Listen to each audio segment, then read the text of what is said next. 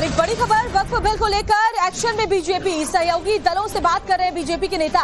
BJP के बड़े नेताओं को जिम्मेदारी इसको लेकर सौंपी गई है, क्योंकि देखिए लगातार विपक्ष जो एनडीए के सहयोगी दल है उनके ऊपर सवाल उठा रहा है, उनसे कह रहा है कि अगर आपने साथ दिया इस पर तो भारत के मुसलमान आपको माफ नहीं करेंगे। और यही वजह है कि अब बीजेपी भी इसको लेकर एक्शन मोड में है। सहयोगी दलों को साथ लेने के लिए, विश्वास में लेने के लिए बड़े नेताओं को ये जिम्मेदारी सौंपी गई है, ताकि जो एनडीए के घटक दल हैं उनसे बात करके ये रास्ता साफ किया जाए। तो बड़ी जानकारी, बड़ी खबर आपको बता रहे हैं, क्योंकि वक्फ संशोधन बिल कल सदन में पेश किया जा सकता है और इसी को लेकर के कोई मतभेद ना हो, सभी सहयोगी दल एक सहमत हो, इसको लेकर जिम्मेदारी बीजेपी के शीर्ष नेताओं को दी गई है। सहयोगी दलों के बड़े नेताओं से बातचीत लगातार की जा रही है। विपक्षी नेता लगातार सवाल उठा रहे हैं उन सहयोगी दलों पर भी।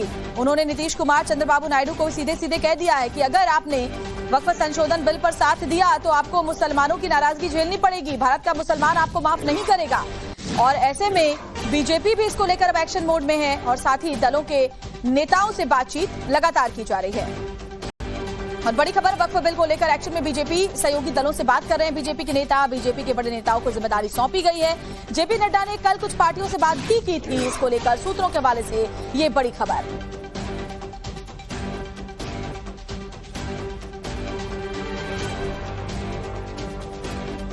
और रविकांत राय हमारे साथ, हमारे सहयोगी सीधे जुड़े हुए हैं। रविकांत, जो विपक्षी दल है वो लगातार नीतीश कुमार, चंद्रबाबू नायडू को ये कह रहे हैं कि अगर आपने वक्फ संशोधन बिल पर साथ दिया बीजेपी का तो भारत का मुसलमान आपको माफ नहीं करेगा। और यही वजह है कि बीजेपी साथी दलों से लगातार बात करके उनसे संपर्क में है। क्या इसको लेकर आगे स्ट्रैटेजी है, जरा बताइए। देखिए श्वेता, आज लोकसभा में बीएसी की बैठक बुलाई गई है, जिसे बिजनेस एडवाइजरी कमेटी कहते हैं, और इसमें सरकार आधिकारिक रूप से विपक्ष को इस बात की जानकारी देने जा रही है कि कल वो लोकसभा में वक्फ अमेंडमेंट बिल को इंट्रोड्यूस करने जा रही है।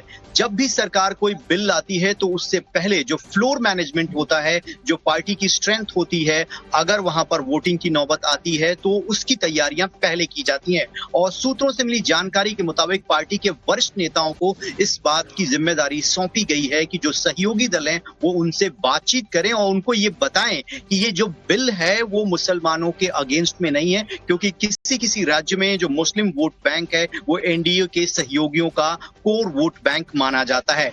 ऐसे में पार्टी के बड़े नेताओं को ये कहा गया है कि आप फ्लोर लीडर्स के थ्रू उनसे संपर्क कीजिए और उनको बताइए। और जो हमें जानकारी है उसके मुताबिक हो सकता है कि कुछ पार्टियां सदन के अंदर अपना रुख, स्टैंड साफ करें। अगर सरकार को उनको इनडायरेक्टली फेवर करना है, सपोर्ट करना है, तो हो सकता है कि वोटिंग के दौरान वो वॉकआउट कर जाएं।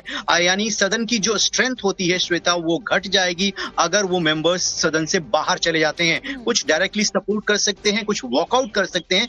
तो ये जो है रणनीति है सरकार की। और 12:30 बजे लोकसभा के बिजनेस एडवाइजरी कमेटी की बैठक जो है वो लोकसभा के अंदर होने जा रही है, जिसमें ये बिल सर्कुलेट किया जाएगा और विपक्ष को इस सप्ताह का एजेंडा बता दिया जाएगा। और सूत्रों के मुताबिक कल ये बिल लोकसभा में सरकार इंट्रोड्यूस करने जा रही है और उससे पहले सभी नेताओं से, खासतौर पर सहयोगी दलों से बातचीत करके ये सुनिश्चित कर लेना चाहती है कि बिल लोकसभा से सही तरीके से पास हो जाए। बिल्कुल, बहुत बहुत शुक्रिया आपका रविकांत राय, बड़ी जानकारी आपने दी, बहुत शुक्रिया आपका।